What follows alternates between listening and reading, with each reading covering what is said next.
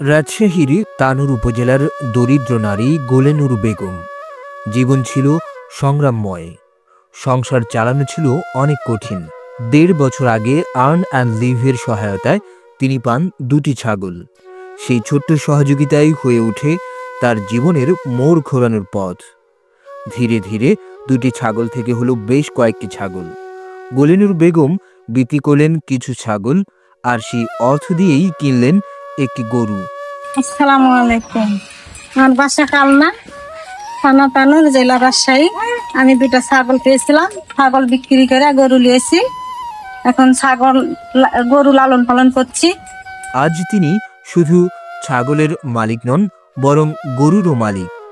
ধীর মনোবল, ইচ্ছা শক্তি আর পরিশ্রমের মাধ্যমেই তিনি হয়ে উঠেছেন স্বাবলম্বী।